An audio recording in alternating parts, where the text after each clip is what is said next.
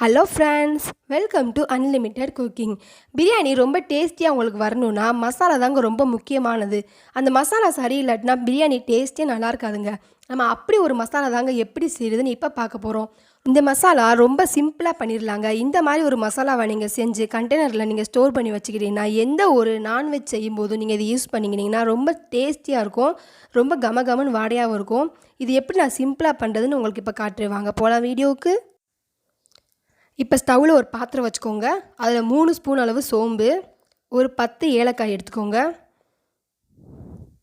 சிம்மில் வச்சுக்கோங்க ஸ்டவ்வை. இது ரொம்ப பொரியணும்னு அவசியம் இல்லை, லைட்டாக சூடேறினா போதும். பாருங்கள், நல்லா லைட்டாக சூடேறிடுச்சு. இப்போ ஒரு பிளேட்டில் நம்ம ட்ரான்ஸ்ஃபர் பண்ணிக்கலாம்.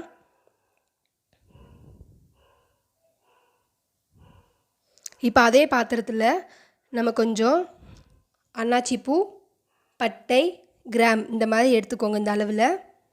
இப்போ அதையும் போட்டு லைட்டாக சூடு பண்ணிக்கலாம்.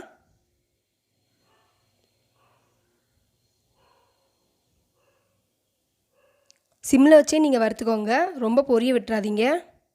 லைட்டாக சூடேறினா போதுங்க. இப்போ அதையும் அதே பாத்திரத்தில் ட்ரான்ஸ்ஃபர் பண்ணிக்கோங்க. இப்போ பிரியாணி இலை போட்டு அதையும் நல்லா வறுத்துக்கலாம். இது ரொம்ப பொடி சிம்பிளாக பண்ணிடலாங்க. எல்லா சமையலுக்கும் யூஸ் ஆகும்.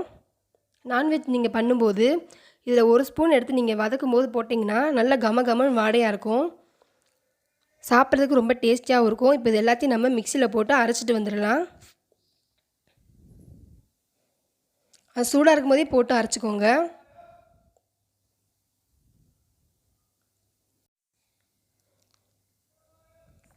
நான் எல்லாத்தையும் போட்டு இப்போ நான் அரைச்சிட்டு வந்துடுறேன். பாருங்கள் நல்லா வலுவலுன்னு அரைச்சாச்சு.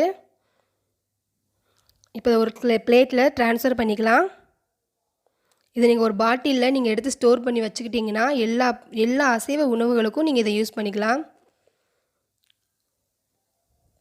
பிரியாணிக்கு ரொம்ப டேஸ்டியாக இருக்குது. நீங்கள் வதக்கும் போது இஞ்சி பூண்டு வதக்கும் போது இந்த பொடியை நீங்கள் போட்டு வதக்குனிங்கன்னா ரொம்ப கமகமன்னு இருக்கும்.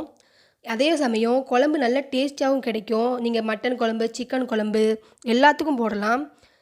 இதை நீங்கள் வீட்டில் ட்ரை பண்ணி பாருங்கள். பிடிச்சிருந்தால் லைக் பண்ணுங்கள், கமெண்ட் சொல்லுங்கள். மறக்காமல் அன்லிமிட்டெட் குக்கிங் சேனலில் சப்ஸ்கிரைப் பண்ணுங்கள். பக்கத்தில் இருக்க பெல் ஐக்கான் பட்டனை கிளிக் பண்ணிக்கோங்க. தேங்க்யூ.